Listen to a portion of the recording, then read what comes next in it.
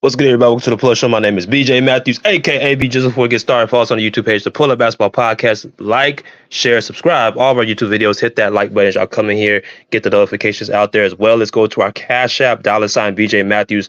For the good content that we produce, make sure y'all send y'all up to the Cash App. We do it for you guys, so make sure y'all continuously support. Y'all know what I'm saying? Let's get it popping. All right. So again, we're continuously with the first week back of the NBA season, media day, training camp just began underway. I'm about to start our preseason games at the end of this weekend.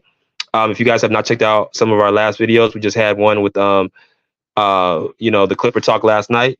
So make sure you guys go check that one out. But we're going to transition to the crosstown team in LA. We're going to talk about the LA Lakers. We're going to talk about, some of the things said surrounding this man right here, Mr. LeBron James. LeBron James, of course, is one of the top 5 greatest players, in my opinion. In some people's minds, the greatest player of all time. Leader in points, top 10, 15, I believe, in rebounds, and top 10, 15 in assists, if I'm not mistaken. One of the best athletes to ever, grace the hardwood. One of the most durable athletes to grace the hardwood in his 21st season. He has when you look at really just deep down to it, bro, if you want to be honest, whether you're a LeBron James fan or not, he arguably is going to have the greatest story when he retires. Why is that? Because of the durability, the amount of games, the amount of time he spent playing basketball. His resume and story is going to show for it. You can't take that from me. I played basketball up into the professional level overseas, and let me just tell y'all something. Be able to do what he is in 21 years, that is impressive. Now, allegedly, you got some people talk about the PEDs and everything like that. I'm not going to even go into all that right now, even though I just mentioned it. But I just want to say that's all alleged. But I just want to give him props for 21 seasons of still playing basketball at this level. It's remarkable. So, media day was on Monday, and LeBron James, of course, was in full effect. The reporters asked a lot of things about LeBron James this upcoming year. A lot of topics that are going on, of course, with the Lakers and what they expect. And I'm tired of this video right here is LeBron James. LeBron James has had a change of heart. Right, LeBron James he had a change of heart. That's going to be the title of this video because of numerous reasons. Through life, as we go through time, a whole thing for me is when you go through life, the whole important thing is to make sure you have change. You go through change, like you go through things in your life that actually grows you. You're supposed to grow as you go through your 20s, your 30s, your 40s. You're supposed to grow in knowledge. You're supposed to grow in experience. You're supposed to grow in, your revenue as a man, opportunities, mental capacity, everything you're supposed to grow in. And LeBron, to me, even at 38 years old, even as successful as he's been, there's still room for him to grow as well. As a matter of fact, a lot of people with everything in the world as far as monetary wise and access and resources, they tend to be a lot of the ones who need to have a seat and actually reflect on life because they've been just going, and not really having a chance to sit down and really reflect and listen and actually listen to things. And I truly believe LeBron James has reached a point in his change of heart. Listen to him speak at the press conference. Kind of, re-emphasize my thoughts because let's keep a spade a spade. LeBron James is a person that we looked at as somebody has a huge ego, a person is about him, borderline narcissistic. That's what we've listened to LeBron James over the years. That's what I've criticized him for. I've criticized him for at times when things don't work out with his teammates, he's found ways to take the blame off of himself. We look no farther than the 2018 finals where they lost to the Golden State Warriors, and of course the narrative was going to be built that LeBron James didn't have enough help, and he came in with the post-game press conference with a scarf wrapped around his wrist with a cast to highlight the fact that he was, beaten up so bad, like it was like almost like he got jumped because they got swept. Last year with Denver Nuggets, it was, reports saying that he might retire, which to me was kind of just, crazy because all it did was take the, spotlights off the Denver Nuggets who swept the Lakers. And I truly believe the reason why that report came out was, through Clutch Sports. I think Clutch Sports has done a lot of things for LeBron James' career to take the onus off of him. He's had the best PR team, just incident after incident. Go to the 2011 finals back with the Miami Heat. There was reports that he had to be sedated. Um, and that's why they lost to the, Dallas Mavericks in, I'm saying, embarrassing fashion. So every time LeBron's had a meltdown or something has happened, he doesn't want to, show his flaws. He continuously has these stories pretty much put out for him that, don't blame me, blame the other guys. He didn't have enough help. That's what it's been with him. And I'll criticize him for that. But I give him credit where it's due. And I think LeBron James might have now truly put things in perspective. If you guys do not remember, LeBron James' son, Bronny James, went through a cardiac arrest this summertime at practice. I think it was in June. Was it June or July? One of the two. Um, his son Bronny, he went through a cardiac arrest. Now, he spoke very deeply about that. Reporter asked how he was doing and, how he's recovering. This is what LeBron James, the 21st season man, had to say. Y'all come in here, smash that like button. Y'all come in here, hit the like button as well. Um, in response to the reporter's question how Bronny's doing, LeBron said Bronny's doing extremely well. James told reporters at Lakers Media Day he's begun his rehab process to get back on the floor this season with his teammates in USC. The successful surgery that he had, but he's on the up and up. So that's the first thing. Let's continue.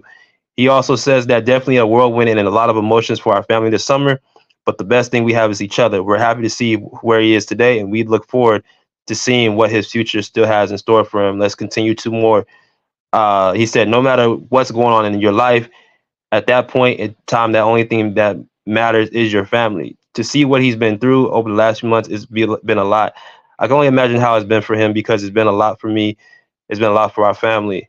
Last thing, nothing else matters besides my family. James continued, obviously, I'm going to dedicate this season to Bronny because of the incident that happened this summer. I understand that is just puts things in perspective, everything in perspective. All right, let's stop right there. As y'all come in here, smash that like button, hit the share, to subscribe.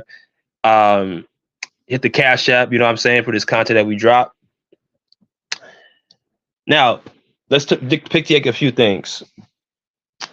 Like I said, I think LeBron James, finally, in his 21 years, just might have turned the corner and put things in perspective. Where now it's not all about him. Say what you want about LeBron James. Say, call him a narcissist, call him having a big ego. He throws his teammates under the bus from time to time. He's selfish, whatever. Say what you want about LeBron James. One thing you cannot call him is a bad father or a bad family man. Right? He's always promoting his children. His children are well-mannered. I've had the luxury of meeting his son. Very well-mannered kid. Very respectful kid. Bryce seems like he's much of the same. He has a daughter. He has his wife Savannah seems like she's a person that's very supportive of LeBron in his career. You rarely hear her do anything. You know what I'm saying, outside of basket, like she's always supporting LeBron. So their family seems to be very intact, and that has to go through the leadership of LeBron James as a family man. Now, that's what I would give him credit for. So the way to get to a man who loves his children, of course, is his children. Meaning, like, if something like this would happen to your kid or your significant other, you would probably be in a whole lot of different emotions as well. Right? I remember reading the story about, Bronny getting to the cardiac arrest, and I was just like, what? Because cardiac arrest has been happening quite frequently in sports, not just basketball, to these young kids. And a lot of people want to point to this whole COVID shot, which I don't think that's what it is, but that's what people are going to go with. It could happen to anybody. Even if your son is the father of a billionaire like LeBron James, that means nobody's safe. So you have to always appreciate life, appreciate people, give thanks to the man above. I'm gonna say God, whoever you believe in, your higher power, because all this stuff really is just temporary. It's just a matter of when it's gonna be taken away from you. You do the right things in life, according to the laws of the land of the book. You live a longer life based off the choices that you make. God will have a protection over you, a shield over you, right? Um, but nonetheless, um, when you talk about a guy like LeBron, he spoke very like what I'm saying, like it was like a new chapter in his life. He said nothing mattered to him else than his family. He didn't mention basketball other than it came to him dedicated to his son. He talked about how everything once that happened, nothing else matters but your family. And you can see the seriousness in his how he spoke in his voice, that he was very very candid about what he was saying. Um, I don't hate LeBron James at all. As far as a matter of fact, any person like LeBron James, who of course has overcame things he's come from and being able to accomplish what he accomplished, and the odds against him being a black man growing up in the inner city or a person of color, I'll say, you can't do nothing but respect that. You can't do nothing but respect the durability he's been able to keep playing a sport like basketball. Because most of the times, we would love to have a career like that, to be able to play 20 plus years like a sport at that level.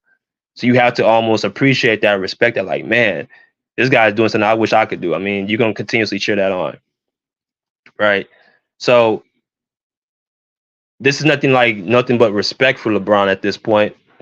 But for him to say what he said about Bronny, I think it's a transformation to the right direction of his who he is. I think you're gonna be able to see like another layer.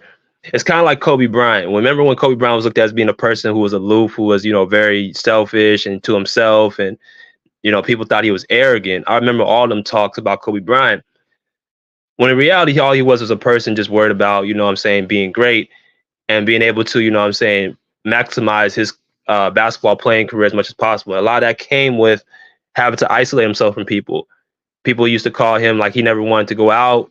He was always at his home. You rarely saw him out in the streets, because he was focused on his goal. But people, looked at it as being, what I'm saying, aloof and arrogant. But it wasn't until like the end of his career where you saw the Kobe Bryant who was, more, personable. He opened up more. He showed his family more. He's like saying, this guy ain't that bad, man. This guy's not bad at all. He's actually a very, cool cat. It's just the fact that he was just, he had a common goal. Like he wanted to be the best. And like now with LeBron, I think he's in a point in his position in his life where he's, turned the page as well. Now that this didn't happen to his son, somebody that he truly cares for, deeply, like the most important thing in his family, that's a way to kind of, look at a man, like say, look in the mirror and like say, okay, it's not about me anymore. Now I'm playing for a bigger, reason. I'm playing for my family. So that's why you hear the comments of him saying like Anthony Davis, like, who cares? Yeah, he's the face of the team and this, that, and the other. I expect LeBron, yeah, I expect LeBron to start, what I'm saying, showing a little bit more, what's the word? I don't want to say like respect for his teammates, more so credit to his teammates.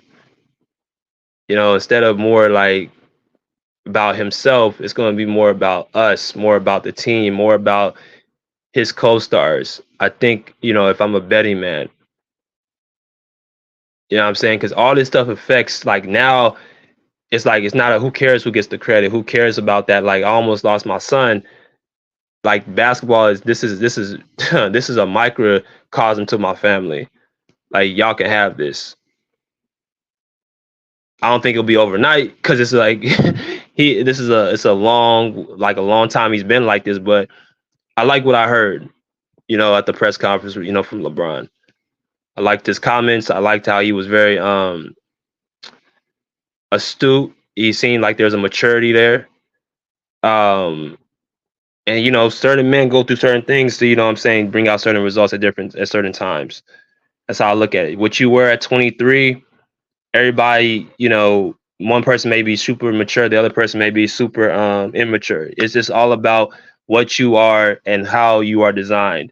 LeBron James is designed as a person, what I'm saying, who's, you know, the guy who is choosing to be always, what I'm saying, the happy-go-lucky and the playful and joyful type of person, which is cool.